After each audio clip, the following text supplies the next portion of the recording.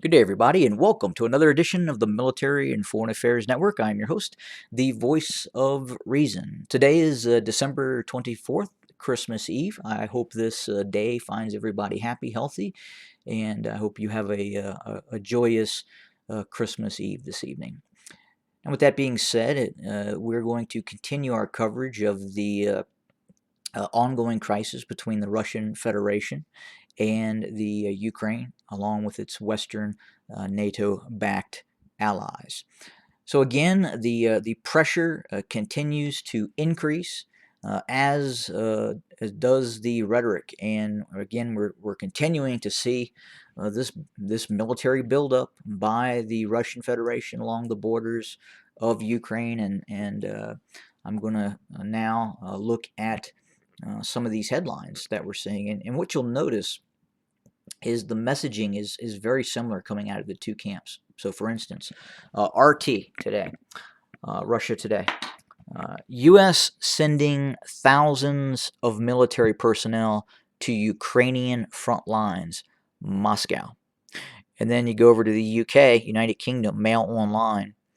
Satellite images reveal Putin has moved hundreds more tanks onto Ukraine's border in recent days, weeks, hours, who knows? Probably a little bit of the both. But what they're referring to uh, on that UK article is the deployment of additional armored units into the Crimea. And if you look at those satellite images, it is a significant increase in the force posture within the confines of that specific military base that they showed. So it was my understanding it was a transport unit that has been I don't want to say reinforced, but new units, most likely from the Southern Military District, were moved to the Crimea and now occupy some of those bases in the Crimea.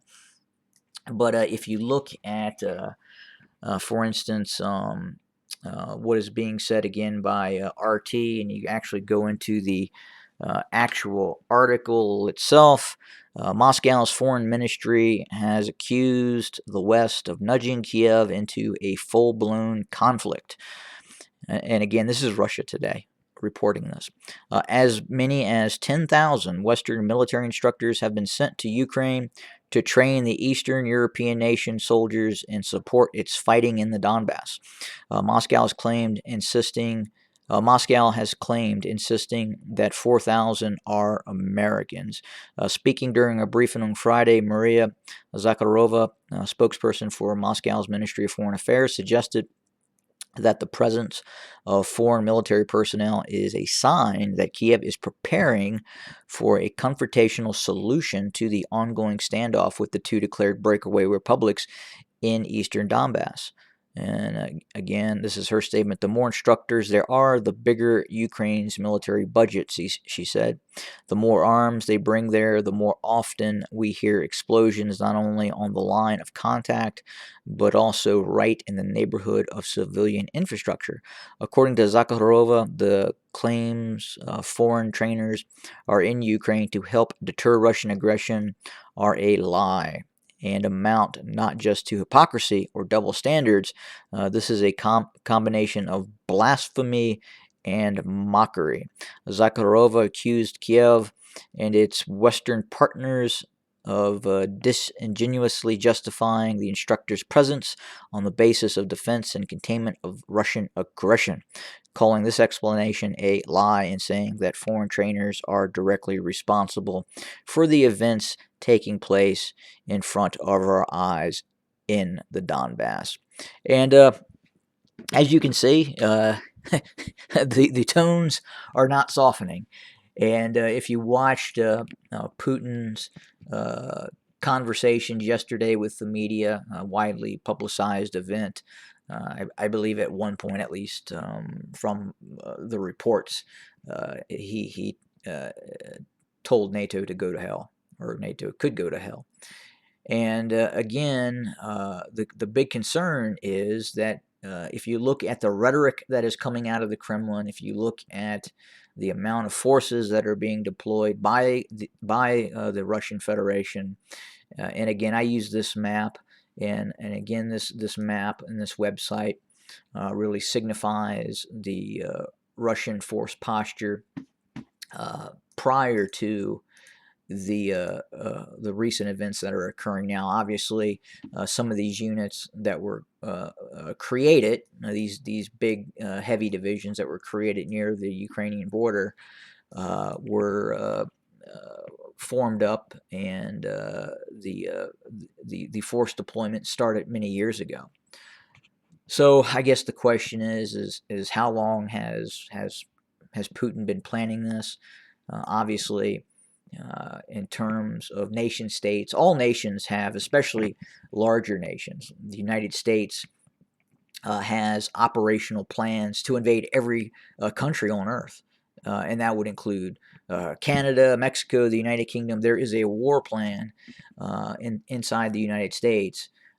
Now, obviously, it's not never going to occur, but there is an operational plan for any contingency. And obviously, the Russian Federation itself, especially near its borders, have operational war plans for an invasion of Ukraine, Belarus, the Baltics. I mean, anything that Russia borders, there's probably an operational plan to fight that said country. I mean, even China and Mongolia, North Korea, there are plans within Russia to conduct military operations against those nation states. And as I talked about before, that I believe that Putin has authorized the operation, and his military leadership obviously has a plan, a set of plans in place that would entail the invasion of Ukraine, and he, in all likelihood, has instructed his general staff to go ahead with that operational plan that would be the full-scale invasion of Ukraine. Now, obviously, he would have the ability to no-go that order at a certain point, but it appears that he has, at least on the surface, ordered that operational plan that is in place by the Russian armed forces for a full-scale invasion of the Ukraine. And that plan has been initiated. Now, will Putin no-go that order at some point? Quite possibly. He could do that. But right now, when I say that he has ordered an operation into Ukraine, that absolutely has been done. So the force construct that is being deployed along the border of Ukraine is a force construct based on existing plans for the invasion of Ukraine. And that's being instituted as we speak. Now, again, at some point, if political means are to his favor, and he believes that he would benefit from those political solutions, whatever that means. Is it appeasement? Some states may say that that's the case. Is it a victory for Moscow? Again, hard to say, but he could, in fact, no-go the order for the operation that is basically currently in effect. Again, it's not that they're still forming plans. The plans existed, and over the course of the years, they may have changed a little bit with the advent of additional technologies and additional resources and modified doctrines. But the baseline plans are there and are now being acted upon. But that's what we have for now. And again, we could see something very, very soon. We may not see nothing at all. But we really don't know at this point. All indications point to something is going to happen as of right now, especially with the rhetoric and the force buildup. And there appears to be, at least on the surface, a belief, a widespread belief inside of Ukraine that the Russian forces are indeed going to invade. But let's see what happens. We're going to continue to monitor the situation and report. Have a good day, everybody. And again, have a good Christmas Eve.